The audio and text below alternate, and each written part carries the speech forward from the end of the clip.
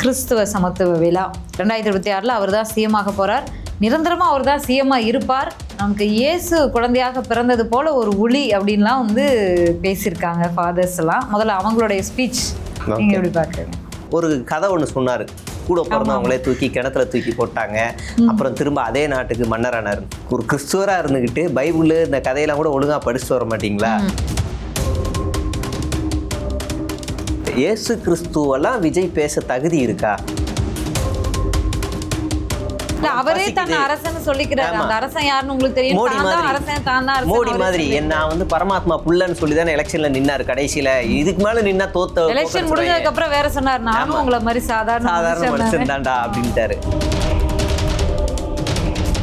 அதாவது ஃபர்ஸ்ட் கடவுள் பேரை வச்சு அரசியல் பண்ணாங்க, இப்ப நான் தான் கடவுள்னே சொல்லி அரசியல் பண்ணாங்க. இப்ப விஜய் அவராச்சும் பல வித்தைகள் எல்லாம் காட்டினாரு. தண்ணிக்குள்ள போனாரு, தியானம் பண்ணாரு, தண்ணி இப்படி காய வச்சு அடிச்சாரு, எல்லாம் பண்ணாரு. விஜய் பண்ணுவாரு. விஜய் வந்து வித்தியாசமா நெருக்கத்துல பண்ணுவாரு, டான்ஸ்லாம் ஆடுவாரு. கன்னியாஸ்திரிகள், பிரீஸ்ட், ஃபாதர்ஸ் எல்லாரும் இருக்காங்க. பாவ மன்னிப்பு கேட்டீங்களா? ஒரு பாவ மன்னிப்பு கேட்டீங்களா? உள்ளே கேட்டுட்டு மேடைக்கு வந்திருப்பாரோ? கிறிஸ்துவ மதத்துல மன்னிப்பு கேட்டா உடனே பாவ மன்னிப்பு கிடைக்கும். இந்து மதத்துல வந்து மன்னிப்பு கேட்டா நீ 42 மண்டலத்துக்கு சாப்பிடாம இருந்துவாங்க ஜோசியக்காரங்க. ஆற்காடு நவாப் அவர் வச்சு இவர் வைத்த குற்றச்சாட்டு அனைத்துக்குமே அவர் அங்க பதிலடி முன்னாடியே கொடுக்கிறேன். ஆமா, our state of Tamil Nadu is the best example of unity. There is safety for people, there is safety for ladies, there is safety for children. தமிழ்நாட்டுல சட்ட ஒழுங்கு சிறப்பா இருக்கு. அனைத்து மதத்தினரும் சமமாக இருக்கிறார்கள். பெண்களுக்கு பாதுகாப்பு இருக்கிறது. எல்லாரும் சொல்லிட்டாங்க. மறுப்பு கொடுக்க வேண்டியதானப்பா? டேட்டா பேஸில் பேச வேண்டியதானே? ஜான் எழுதி தரலையா? இல்லை புசி எழுதி தரலையா? புசி கொண்டு தெரியாது. வணக்கம் மக்களே. நம்ம முன்னாடியே பேசியிருப்போம். லாஸ்ட் ஷோலேயே வந்து சேக்குவாரா, தோழர் சேக்குவாராவோட ஒரு நிகழ்ச்சியில் பேசியிருப்போம். வழக்கமான இன்டர்வியூவில் இல்லாமல் நம்ம சகஜமாக பேசுகிற மாதிரி போகலாம் அப்படின்னு சொல்லிட்டு தான் அதை பேசியிருப்போம். அதை பார்த்துருக்கீங்க, நல்ல வரவேற்பும் கொடுத்துருக்கீங்க. ஸோ இனிமே வந்து இது எவ்ரி வீக் வரும். வாங்க பேசுவோம் அப்படின்னு சொல்லி 2 பேரும் உட்காந்து பேச போகிறோம். பேசலாம். இன்றைக்கும் நம்ம தோழர் சேக்குவாரா வந்திருக்காரு. வழக்கமாக சொல்லி எப்போ பாரு உங்களுக்கு இதே தான் பேசுவீங்களா, வேற யாரை பற்றியும் பேச மாட்டீங்களா, உங்களுக்கு ஏதோ உள்நோக்கம் இருக்குது அப்படின்லாம் நினைக்காதீங்க. யார் சிக்கிறாங்களோ அவங்கள பற்றி தானே பேச முடியும். வேற யாராவது சிக்கினாங்கன்னா அவங்கள பற்றி பேசுவோம். இன்றைக்கும் வழக்கமாக தாவிக்கா தான் பேசுவோம். ஹாய் தோழர். நான் முன்னாடியே சொல்லிட்டேன், எல்லாத்தையும் சொல்லிட்டேன் அவங்க கிட்ட. நான் முன்னாடியே சொன்ன மாதிரி தாவேக்கா கிறிஸ்துவ சமத்துவ விழா விஜய் பேசியிருக்காரு, கதையெல்லாம் சொல்லியிருக்காரு. அது போக தமிழக வெற்றி கழகத்தினுடைய நாமக்கல் கிழக்கு மாவட்ட செயலாளர் விஷயம், குலுங்கி குலுங்கி சிரித்த புசி ஆனந்த், இப்படி பல விஷயங்கள் இருக்கு. அதில் முதல்ல அந்த கிறிஸ்துவ சமத்துவ விழா, அந்த விழாவில் பேசினாரு. ஃபாதர்ஸ் எல்லாம் பேசினாங்க. ஒளி வந்திருக்கிறார், வந்து நமக்கு தமிழக வெற்றி கழகம் அப்படின்ற மாதிரி 2026 அவர் தான் சிஎம்மாக போகிறார். நிரந்தரமாக அவர் தான் சிஎம்மாக இருப்பார். நமக்கு இயேசு குழந்தையாக பிறந்தது போல ஒரு ஒளி அப்படின்லாம் வந்து பேசியிருக்காங்க ஃபாதர்ஸ் எல்லாம். முதல்ல அவங்களுடைய ஸ்பீச் நீங்கள் எப்படி பார்க்குறீங்க? ஃபஸ்ட்டு விஜய்க்கு வந்து ஏதாவது ஒன்று பேசுனா அதில் 100% தெளிவாக இருக்கணும். ஆமாம், ஒன்று சிங்க் ஆகணும், உண்மை இருக்கணும், அப்படி இருக்கணும். ஒரு கதை ஒன்று சொன்னார். கூட பிறந்தவங்களே தூக்கி கிணத்துல தூக்கி போட்டாங்க, அப்புறம் திரும்ப அதே நாட்டுக்கு மன்னரானார். ஒரு கிறிஸ்துவராக இருந்துக்கிட்டு பைபிள் இந்த கதையெல்லாம் கூட ஒழுங்காக படிச்சுட்டு வர மாட்டீங்களா? இங்கே தான் பேசுகிறேன். அந்த கதை என்னன்னா, அந்த நபருடைய பேரு ஜோசப், தமிழில் வந்து யாக்கோபு அப்படின்னுவாங்க. கூட பிறந்த அது ஒரு பெரிய கதை. நீ இப்போ உங்கள் அண்ணன்லாம் அங்கே ஆடு மேய்க்கிறான், போய் பாரு அப்படின்னுவாங்க. இவரும் அங்கே போவார். போன உடனே அவங்க அண்ணனே எல்லாம் சேர்ந்து இவரை வந்து ஒரு கிணத்துல தூக்கி போட்டுருவாங்க. அப்புறம் வந்து அங்கேருந்து எகிப்துல வர அவங்கள்ட்ட வந்து வித்துருவாங்க. சில பல இதுக்காக காணிக்கை இதெல்லாம் வாங்கிட்டு வித்துருவாங்க. ஆனா இவரு தப்பிச்சு வந்துடுறாரு. ஆனா விஜய் என்ன அதுல குவாட் பண்றாருன்னா, கிணத்துல விழுந்தவர் அதே நாட்டுக்கு மன்னர் ஆகுறாரு, ஆளுநர் ஆகுறாரு. ஆர்.என். ரவி மாதிரி இல்ல, அதாவது வேற மாதிரி ஆகுறாரு. ஆனா உண்மையான கதை என்னன்னா, இவர் பிறந்தது ஒரு நாடு, கிணத்துல தூக்கி போடுறாங்க, அவரை விலை கொடுத்து வாங்கிட்டு போறதுக்கு இன்னொருத்தவங்க, அங்க போய் தான் அவர் மன்னர் ஆகுறாரு. வேற நாட்டுல மன்னர். அப்ப எதுவுமே தெரியல, ஆச்சரியக்குறியாவே இருக்காங்க. எல்லாம் யாரு கிணத்துல தூக்கி போட்டாங்களோ அவங்கள பழி வாங்கல கடைசி வரைக்கும். அந்த ஒரு டைலாக் வரும்ல, இந்த போதை, இந்த காந்தா படத்துல ஒரு துல்கர் சொல்லுவாரு, நான் என்ன ஆசைப்பட்டேன், கைத்தட்டலுக்கு தான் ஆசைப்பட்டேன், ஒரு நடிகனா அதான். அதுதான் விஜய்.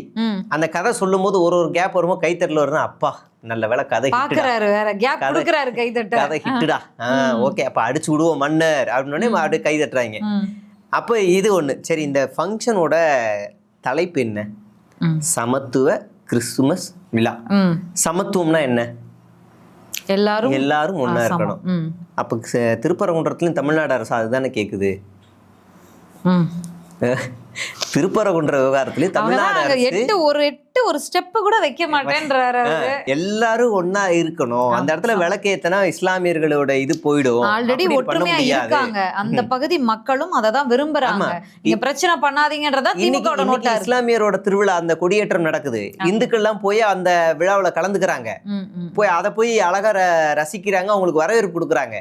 இன்னைக்கு அந்த விளக்கு ஏத்தி இருந்தாங்கன்னா இன்னைக்கு அந்த இந்துக்கள் அங்க போயிருப்பாங்களா? இல்ல, அந்த ஸ்டெப்பே அது நிறைய பிரச்சனை இருக்கு தோழர். இவங்க விளக்கு ஏத்துனாங்கன்னா அப்புறம் அந்த ஸ்டெப்புக்கு போறது பள்ளிவாசலுக்கு போற அந்த ஸ்டெப் வழியா தான் இவங்க போக முடியும். அதனால நாங்க போறோம் நீங்க போக கூடாதுன்னு இடிப்பாங்க, அப்புறம் அங்க வைப்பாங்க.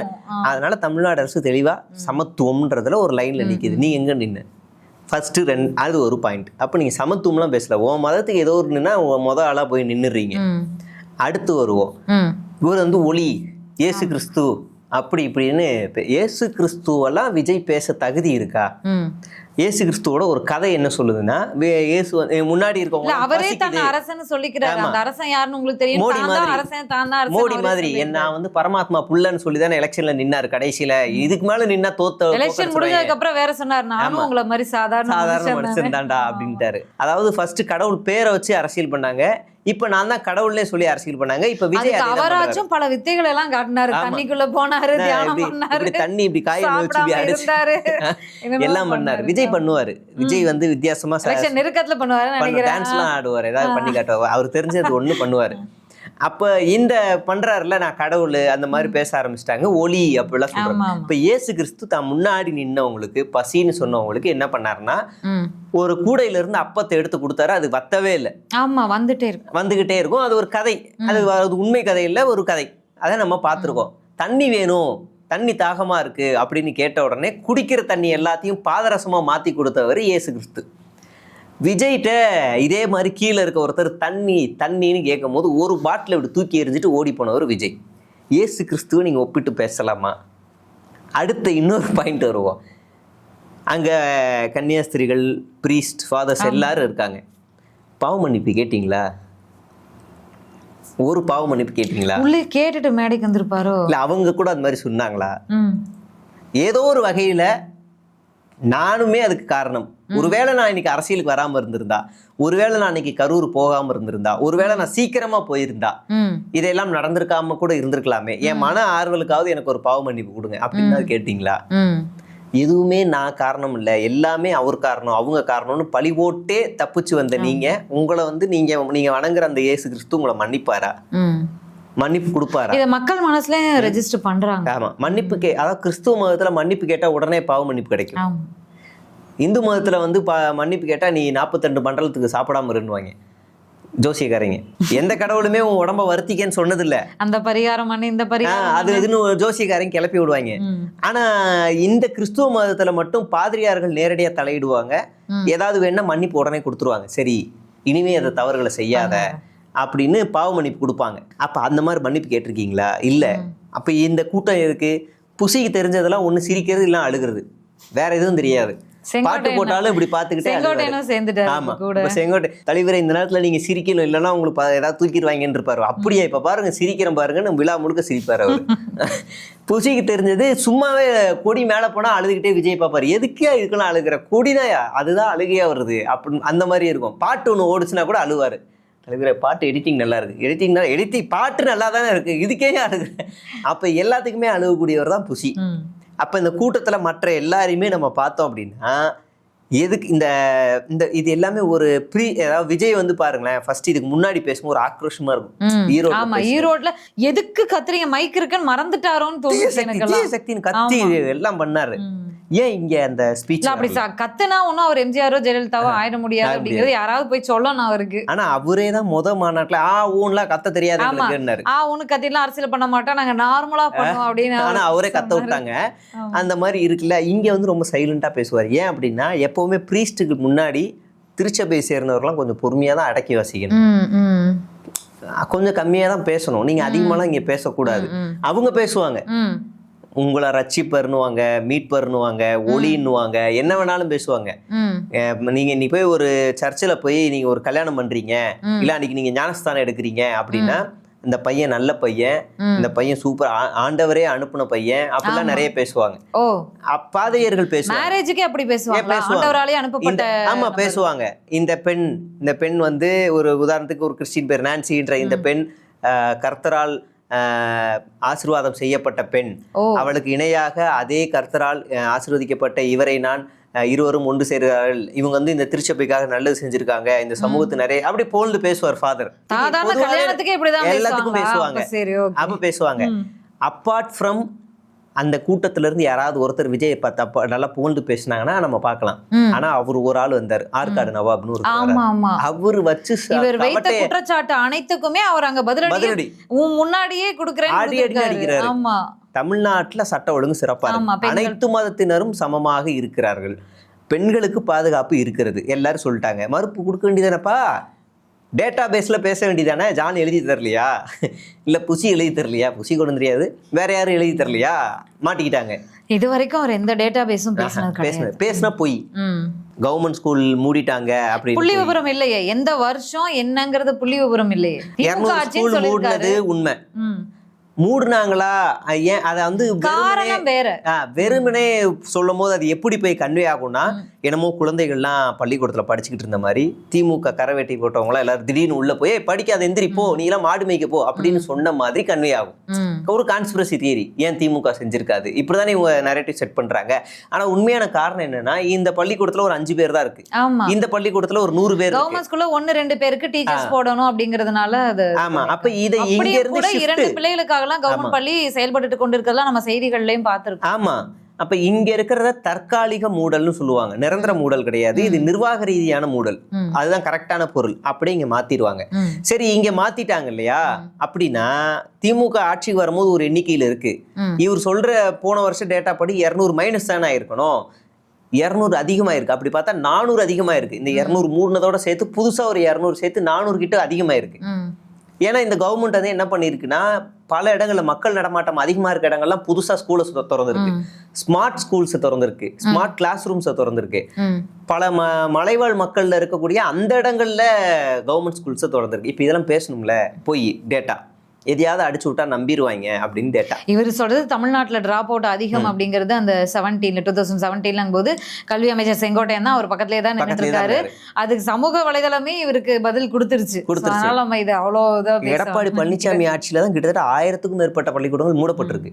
அதுவும் ஜெயலலிதா பீரியட்ல இருந்து அப்படியே தொடர்ச்சியா இவரோட பீரியட்ல 2019-20 இருந்து தான் பள்ளிக்கூடங்களோட எண்ணிக்கை அதிகமாகுது. அதுலயும் குறிப்பா யாரையுமே குறை சொல்ல வேண்டிய இப்போ சில பிரச்சனைகளை சமூக பிரச்சனையா பார்க்கணும், சமூக மாற்றத்துக்கான தேவையா பிரச்சனை வந்து இப்ப பெண்கள் விஷயம்லாம் எடுத்தோம்னா பல விஷயங்கள் வந்து சமூக மாற்றம் தேவைங்கிறதுல போய் நிற்கும். இவரு சொல்றதுல பார்த்தா அங்க ஒரு வளர்ச்சியும் இருக்கு. பெற்றோர்கள் வந்து இன்னைக்கு கவர்மெண்ட் ஸ்கூல்ல கலெக்டரோட பிள்ளையை கொண்டு போய் சேர்த்துறாரு, இந்த மாதிரி விழிப்புணர்வு இருந்தா கூட பிரைவேட் ஸ்கூல்ல கொண்டு போய் சேர்த்துனா அவங்களுக்கு ஒரு அறிவாற்றல் சிறந்த, அதாவது அகலமான ஒரு பார்வை இருக்கும், எல்லாத்துலயுமான ஒரு வளர்ச்சி பிள்ளைங்களுக்கு கிடைக்கும் அப்படிங்கிறதுனால பலர், நான் உட்பட பிரைவேட் ஸ்கூல்ல நோக்கி தான் ஓடுறோம். அப்ப கவர்மெண்ட் ஸ்கூலுக்கு வந்து பிள்ளைங்க வரல அப்படிங்கும் போது அங்க எதுக்கு வேஸ்டா சம்பளம் கொடுத்து டீச்சர்ஸை வச்சுட்டு அப்படின்னு சில இடங்கள்ல மூடுறதுதான், தேவையான இடங்கள்ல எக்ஸ்ட்ரா திறக்கிறது தான். இது வந்து வளர்ச்சியை நோக்கின ஒரு விஷயம் தான். இது வந்து தமிழ்நாடு பின்னாடி போயிட்டு இருக்குன்னு யாராலையும் சொல்ல முடியாது. கல்வியில தமிழ்நாடு மட்டும்தான் ஃபர்ஸ்ட் ஸ்டாண்டர்ட் எல்கேஜி, அதாவது இந்த ப்ரீகேஜி சொல்லுவாங்கல்ல, அதுல இருந்து 8th காலேஜ் வரைக்கும் இன்ஜினியரிங், டாக்டர், டென்டல், நீங்க வந்து எல்லா துறையிலுமே கல்வி சார்ந்த எல்லா துறையிலுமே தமிழ்நாடு மட்டும் தான் முன்னிலையில இருக்கு. மற்ற எந்த மாநிலமும் பின்னாடி தான் இருக்கு. 8th வரைக்கும் கட்டாய தேர்ச்சி இருக்கு தமிழ்நாட்டுல. கேரளா, ஒடிசாவில், கேரளா, தமிழ்நாடு அப்புறம் ஒடிசாவிலேயே இருக்கு. ஆனா ஒடிசாவில் எப்படின்னா டிபெண்ட் ஆன் எக்ஸாம். இங்க வந்து கேரளாவில் எப்படின்னா ஒரு 30% எடுத்தா போதும், பாஸ் பண்ணுவோம். தமிழ்நாட்டுல மட்டும்தான் அசைன்மெண்ட், இம்போசிஷனு ஆமா. இப்படி கொடுத்தா நீ பாஸ் ஆயிடலாம், எக்ஸாம் அட்டன் பண்ணணும், நீ ரெகுலரா கிளாஸுக்கு வரணும், அவ்வளவுதான். அப்ப 8வது வரைக்கும் கட்டாய தேர்ச்சி, அப்ப டிராப் அவுட் இருக்காது. இதுதான் ஃபேக்ட். இதெல்லாம் வந்து விஜய் பேசவே இல்லை. எவ்வளவு பொய் சொல்ல முடியுமோ. இப்போ நீங்க பெரியார் மண், ஆமா பெரியார் மண், பெரியார் மண்ணில் இருக்கிறோம், ஆமா நீ பெரியார் மண்ணில் நிக்கிற, சரி பெரியார் வந்து நாங்க அவர் வந்து மதத்துக்கு எதிரானவர், ஆனா அந்த ஐடியாலஜி மட்டும் நாங்க வந்து எடுத்துக்க மாட்டோம், எங்களுக்கு கடவுள் நம்பிக்கை இருக்கு. பெரியார் கிட்ட சில விஷயங்களை மட்டும் நாங்க எடுத்துக்க மாட்டோம். சில விஷயங்கள்ல எந்த விஷயங்கள் சரி, மதம் ஓகே ஃபைன், மதத்துக்கு எதிரானவர் பெரியார், ஆனா உங்களுக்கு கடவுள் நம்பிக்கை இருக்கு, ஓகே, அந்த ஒரு விஷயத்தை எடுத்து. சாதிக்கு எதிரானவர் தானே பெரியார். கொங்கு மண்டலத்துல தானே போய் பேசுனீங்க, சாதிக்கு எதிராக பேச வேண்டியதானே. கொங்கு மண்டலத்தில் சாதிய ஒடுக்குமுறைகள் அதிகமாக இருக்கு, சாதிய ஆணவ படுகொலைகள் அதிகமா இருக்கு. பேசுறவர் மாதிரி இருந்தா கவின் ஆணவ படுகொலைக்கே பேசிப்பாரு, பேசவே இல்லை. ஏன் பேசல? அப்ப பெரியார் எதுக்கு? பெரியார் வந்து அது ஒரு பிராண்டு, அதுக்காக நாங்கள் யூஸ் பண்ணிக்கிறோம். பிராண்டு இப்போ ஒரு நகை கடைக்கு எப்படி யாராவது ஒரு ஹீரோயின் வேணுமோ அந்த மாதிரி நாங்கள் யூஸ் பண்ணிப்போம். அந்த மாதிரி பெரியாரை இவங்க கட்சிக்காக யூஸ் பண்ணிக்கிறாங்க. அவங்க கட்சி தொண்டர்களுக்கு பெரியார் அவர் தான் பெரியார்னே தெரியல. அது நாளைக்கு ஃபெலிக்ஸோட போட்டோவும் பெரியார் போட்டோ சொல்ல இவர் தான்டா பெரியாருன்னு வாங்க, கருப்பு சட்டை மட்டும் அவரை போட வேணான்னு. ஆமா இவர் தான்டா பெரியாருன்றாங்க. நீங்க அவரை பத்தி பேசினதுனால தாவேக்கால் அஃபீஷியலா இணைஞ்சிருக்காரு, பேட்டிகளா கொடுத்து தள்ளிக்கிட்டு இருக்காரு. ஃபெலிக்ஸ் இணைஞ்சிருக்காரு. அம்பேத்கர்னு சொன்னார் என்ன அப்படின்னு சொல்லிட்டு நம்ம சுப்ரீம் கோர்ட் லாயர் சத்யகுமார் இணைஞ்சிருக்காரு. வீரப்பன் அவரோட ஏதோ முகில் வீரப்பனா அந்த அவரோட மாவீரர் வீரப்பன் அவரோட காட்டுக்குள்ள இருந்த அவருக்கு சமையல் செய்து கொடுத்த அந்த முகில் வந்து பேட்டி கொடுத்துருந்தார் யூடியூப் சேனல்ஸ்க்கு. இப்போ அவரும் போய் தாவேக்காவில் இணைஞ்சிருக்காரு. தாவேக்காவுக்கு மிக பெரும் ஜாம்பவான்கள்லாம் வரேன்னு சொல்லியிருந்தாங்க. அந்த ஜாம்பவான்கள்லாம் இவங்க தானா? இந்த கட்சி இன்னமும் அரசியல்லாம் என்னன்னே தெரியல. இந்த கட்சி ஒரே ஒரு நபரை தவிர இப்போ வரைக்கும் இன்ஃப்ளூயன்சஸையும் ஃபாலோவர்ஸ் அதிகமாக இருக்கவங்களையும் வியூஸ் அதிகமாக போகிறவங்களும் லைக் அதிகமாக வாங்குறவங்களும் தான் கட்சிக்குள்ளே போடுது. முகில் வீரப்பனா அந்த அவர் எந்த தொகுதி? எந்த தொகுதியா? அவர் எல்லா சேனல்லையும் உட்கார்ந்து பேட்டி கொடுப்பாரு, அவ்வளவுதான். அப்ப நம்மள மாதிரி ஒரு யூடியூபர்னு வேணா வச்சுக்கலாம். சைதாப்பேட்டை தொகுதிக்குள்ள அவர் நடந்து போனாருன்னா என்னை சேர்த்து சொல்லிட்டேன். சைதாப்பேட்டைக்குள்ள நடந்து போனா அவர் தெரியுமா? தெரியாது. சரி ஃபெலிக்ஸ் எந்த தொகுதி? யூடியூப்ல தீவிரமா இருக்கிறவங்க தெரியும், அவ்வளவுதான். சரி அடுத்து ஒருத்தர் சேர்ந்தாரு நேத்தே, அனந்தஜித்தா, அவர் எந்த தொகுதி? சத்யகுமார் கூட எந்த தொகுதி? தெரியாது. மயிலாப்பூர். சரி செங்கோட்டையனுக்கு எவ்வளவு வியூஸ் போகும்? முரண்பட்ட கேள்வி தானே. செங்கோட்டையனுக்கு எவ்வளவு ஃபாலோவர்ஸ் இருக்கு? தெரியாது. செங்கோட்டையன் எந்த தொகுதி? கோபிச்செட்டிப்பாளையம். டக்குன்னு வந்துடும். இப்ப இவங்களுக்குலாம் ஏன் அந்த கேள்வி வரல? அப்ப 2 பேருக்கு வித்தியாசம் இருக்குல்ல. இவங்கெல்லாம் இன்ஃப்ளூயன்சஸ், அறியப்பட்ட முகம், அதனால நாங்கள் இங்க தூக்கி போட்டுப்போம். இவங்களாம் ரீச் ஆயிருக்காங்களான்னு கேட்டா ஒரு நாளைக்கு நீங்க ஒரு 300 வீடியோ நீங்க பார்த்துருப்பீங்க. கடைசியா ஃபெலிக்ஸோட வீடியோ எந்த வீடியோ பார்த்தீங்க? தாவேக்காவில் இணைஞ்ச பிறகு அவர் ஒரு வீடியோ கொடுத்திருக்காரு. அது வேற யாரோ போட்டு தான் பார்த்திருப்போம், அவரோட சேனல்ல. அப்ப இதுதான் காரணம். அப்ப முத அரசியல்வாதின்னு ஒரு ஆள் சேர்ந்திருக்காரு அப்படின்னா, ஒரே ஒரு அரசியல்வாதி இந்த கட்சிக்குள்ள இருக்காருன்னா அது செங்கோட்டையன் மட்டும்தான். மீதி எல்லாருமே ஃபாலோவர்ஸ் அதிகமா இருக்கிறவங்க. இவரு ஃபெலிக்ஸ் வந்து ஆரம்பத்துல இருந்தே அரசியல போகணும்னு ஆர்வத்தால போய் சேர்ந்திருப்பாரு இல்ல இப்ப ஒரு நிர்பந்தத்துல போய் சேர்ந்திருக்காரு? அப்படிலாம் கிடையாது. அவர் வந்து ஸ்டார்டிங்ல வந்து பார்த்தாரு வியூஸ் வண்டி போகல. அப்போ வந்து சவுக்கு சங்கரை எதிரில் உட்கார வச்சுட்டு பேசிட்டு இருந்தாரு. நல்ல வியூ சூப்பரா போச்சு. ஃபெலிக்ஸ் அப்படின்னு இவரும் பேசுவாரு, சவுக்கு அப்படின்னு இவரும் பேசுவாரு, நல்ல வியூஸ் போச்சு. அப்போ இவர் என்ன பண்ணிட்டாருன்னா, ஃபெலிக்ஸ் எனக்கு இதுக்கு மேல தனியா ஆரம்பிச்சுக்கிறேன், நீ இவ்வளவு சம்பாதிக்கிறீங்க தனியா போயிட்டாரு. இவருக்கு ஒரே சோகம், என்னடா பண்றது, என்ன செய்யறது, ஆளு இருந்த ஒரு ஆளு போயிட்டாரு, யார வச்சு வண்டி போனதுக்கு அப்புறமா கொஞ்சம் கொடுத்து இருந்தாரு, இப்ப ஃபுல்லா ஸ்டாப் பண்ணிட்டாரு. அதுக்கப்புறமா என்ன ஆயிடுச்சுன்னா, சரின்னு பிடிச்சாரு, நமக்குன்னே கிடைச்ச ஒரு பீஸ்ன்னு சீமான உட்கார வச்சாரு. 3 மணி நேரம் இன்டர்வியூ. ஆமா 3 மணி நேரம் இன்டர்வியூ. அதுலயும் ஆடு கதை, துப்பாக்கி கதை, மாடு கதை, மான் கதை, கறி கதை, எல்லா கதையும் ஓடும் அந்த 3 மணி நேரத்துல. அப்புறமா சீமான் பக்கத்துல இருக்கிற எல்லாரையும் தோணுனாரு, இவங்க பக்கம் நல்ல நெட் யூஸ் பண்றவங்க, மொபைல் யூஸ் பண்ற கூட்டம் அதிகம், இதை வியூஸ் ஆக்கிடலான்னு சீமானுக்கு ஜால்ரா அடிச்சு வண்டியை ஓட்டினாரு. அப்புறம் கொஞ்ச நாளாவே அப்படியே ஓட்டினாரு. ஸ்டார்டிங்ல தாவேக்காவெல்லாம் விமர்சனம் பண்ணாரு. அப்ப நடுவுல ஒரே ஒரு வீடியோ மட்டும் தாவேக்காவுக்கு பாசிட்டிவா போடவும் வியூஸ் பிச்சுக்குச்சு. ஆஹா, இதுதான் நம்ம பிசினஸா, இவ்வளவு நாள் தெரியாம 12 வருஷம் வாழ்க்கையை வேஸ்ட் ஆகிட்டோமே, இப்ப பாடுறான்னு விஜய் கூடவே பாசிட்டிவா போட ஆரம்பிச்சிட்டாரு. அப்ப ஏற்கனவே கட்சிக்குள்ள சேர்ந்தவரை இவங்க மறுபடியும் சேர்த்திருக்காங்க, அவ்வளவுதான். ஏற்கனவே சேர்ந்தவர் ஏன்டா மறுபடியும் சேர்க்கிறீங்க? போன வாரம் கூட தாவேக்கா ஜேர்னலிஸ்ட்ன்ற பேர்ல தாவேக்கா ஆதரவா பேசிட்டு இருந்தாரு டிபேட் ஷோல. அவரோட ஃபுல் வீடியோவும் தாவேக்காவுக்கு ஆதரவு தான், கூச்சமே இல்லாம கரிஸ்மேட்டிக் லீடர்லாம் சொல்லுவாரு. ஆமா ஆமா. விஜய் விஜய் நாமக்கல்லுக்கு எங்க லேட்டா வந்தாரு, அவருக்கு கொடுத்த டைம்ல தான் அவர் வந்தாருன்னு அநியாயத்துக்கு ஒரு பொய், மிகப்பெரிய பேசும். அநியாயத்துக்கு இல்ல போய் லேட்டா வந்து பல தலைவர்கள் வந்திருக்காங்க, எம்ஜிஆர் அவர்களும் சரி, கலைஞர் கருணாநிதியும் சரி, மறுநாள் கூட வந்திருக்காங்கன்னு சொன்னா கூட ஏத்துக்கலாம். ஆனா வந்து அவருக்கு கொடுக்கப்பட்ட டைம்ல தான் வந்தாருன்னு ஒரு அபாண்டமான பொய்யை சொன்னார். விஜய் சொன்ன பொய் எல்லாத்தையும் முட்டு கொடுப்பாரு, அவ்வளோ முட்டு இருக்கும். அதாவது எங்கங்க ரேஷன் கடைலாம் திறந்து மூடிட்டாங்கங்க, ஏன்னா அப்படியே போய் சொல்றாரு. யோ திறந்துட்டாங்கங்க, அதெல்லாம் இல்ல திறந்த அரிசி கடையா மட்டும்தான் இருந்துச்சு, அது ரேஷன் கடை பருப்பு பாமாயில் கொடுக்குற ரேஷன் கடையா இல்ல, ஏதோ ஒன்னு கவர்மெண்ட் கொடுத்துச்சு இல்ல கொடுக்காத நேரத்துல அதற்கான பணத்தை கொடுத்தாங்கல்ல. அபிஷியலா 385 கடைகளை 2024 நவம்பர் 21 திறந்துட்டாங்க. இல்ல இவர் பாராட்டின ரங்கசாமி அவர்களே தான் திறந்து வச்சாரு. அப்ப எதுவுமே தெரியாம இவர் முட்டு கொடுத்த. அப்ப ஏற்கனவே இவர் சேர்ந்த நபர் தான். அடுத்ததா அந்த சுப்ரீம் கோர்ட் லாயரா சத்யகுமார் அவர் வருவான். அவர் வந்து கொஞ்ச நாளைக்கு முன்னாடி சங்கியா இருந்தாரு. நானும் பல பேட்டிகள் எடுத்திருக்கேன். சங்கியாவே இருந்தார், டோட்டல் சங்கி தான். மோடியோட பக்தனா இருந்தார். எனக்கு தெரிஞ்சு மோடியோட போட்டோவோட போயிருந்திருக்கலாம் வாய்ப்பு இருக்கு. ஆனா ஒரு பெரிய செல்வாக்கு இல்லாதனால எடுத்து பின்னாடி பாக்கெட்ல பர்ஸ்ல வச்சுட்டு போயிருந்திருப்பாரு. ஆனா அப்படியே போய் சேர்ந்தவர் தான். திடீர்னு கொஞ்ச நாள் கரூர் சம்பவத்துக்கு அப்புறமா தாவேக்காவுக்கு பாடம் எடுத்தாரு. இல்ல அவங்க கேட்டுக்கொண்டாங்க, எங்களுக்கு வந்து லீகல் பத்தின இதை வந்து எங்களுக்கு ஐடியாலஜி கொடுக்கக்கூடிய நபரா இருங்கன்னு சொல்லி ஒரு கட்டத்துக்கு மேல அவங்களுக்கு கடிக்க ஆரம்பிச்சிட்டாங்க. உன் வேலையை பாரு, எங்களுக்கு அறிவுரை சொல்லாதன்னு இவர் நிறுத்திட்டாரு. அப்புறம் மறுபடியும் இப்ப எப்படி சேர்த்துக்கிட்டாங்க என்னன்னு தெரியல. சும்மா ஒரு ஃபாலோவர்ஸ் இருக்கு. எதுக்குன்னா இவர் பார்க்க அம்பேத்கர் மாதிரி இருக்காரு. விஜய் அவர்களே சொன்னாராமே, வாழும் அம்பேத்கர் நீங்க. அதாவது சாயம் யாரு வேணாலும் எப்படி வேணாலும் இருக்கலாம், கொள்கை சாயல் தான் வேணும் நமக்கு. இப்ப அவர் ஒரு படத்துல நடிச்சிருக்காரு தெரியுமா? தெரியும். அதுல வந்து நேதாஜி மாதிரி இருந்தாரு. நீ அம்பேத்கர் மாதிரி இருக்கியா, நேதாஜி மாதிரி இருக்கியா, சேவ் பண்ணி முழு ஆக்கிட்ட எந்த கேரக்டர் வேணாலும் போடலாம். லைட்டா உனக்கு தாடி வச்சிருப்பு, இல்ல பெருசா தாடி வளர்த்தா நீ ஃபெலிக்ஸ் மாதிரி இருப்ப. அதெல்லாம் அது இல்ல மேட்டர். நீங்க குடியரசு தினம், சுதந்திர தினத்துக்கு ஸ்கூல்ல மேக்கப் போடுவாங்க. குட்டி குழந்தைங்க எல்லாருமே காந்தி மாதிரி இருப்பாங்க. மொட்டை அடிச்சு விட்டா காந்தி தான். எனக்கு தெரிஞ்ச இந்த ஈரோடு நிகழ்ச்சியில, இந்த பரப்புரை நிகழ்ச்சியில காந்தி தாத்தா வேடம் போட்டு அங்க ஒருத்தர் நின்னுட்டு இருந்தாரு விஜய் அவர்கள் பேசும்போது. அவர் நின்னுட்டு இருந்த கூட அதை பார்த்து கூட மகாத்மா காந்திஜி இந்த தேசிய ஊரக வேலைவாய்ப்பு திட்டத்துக்கு பெயர் மாத்திருக்காங்களே, அப்ப கூட அவர் அது பேசல. அப்ப இவர் பார்க்க அம்பேத்கர் மாதிரியே இருக்காரு. திருமாவளவன் பாக்குறதுக்கு அம்பேத்கர் மாதிரி இருக்க மாட்டாரு. ஆனா அவருடைய சாயல் முழுக்க திருமாவளவன் கிட்ட இருக்கும். அவருடைய கொள்கை சாயல் முழுக்க இருக்கும். அப்ப எது முக்கியம், உருவமா இல்ல இதுவா? ஒருத்தன் விஜய் மாதிரியே, லோ பட்ஜெட் விஜய் மாதிரியே இன்ஸ்டாகிராம்ல ரீல்ஸ் போட்டுட்டு இருக்கான். நீ தம்பி நீ விஜய் மாதிரியே இருக்கடா, வாடா உனக்கு ஒரு தொகுதி சீட்டு தர, இன்னையிலேருந்து உன் பேர் டேவிட் இல்லை டிராவிட் வாடா அப்படின்னு தூக்கிப்பாங்களா?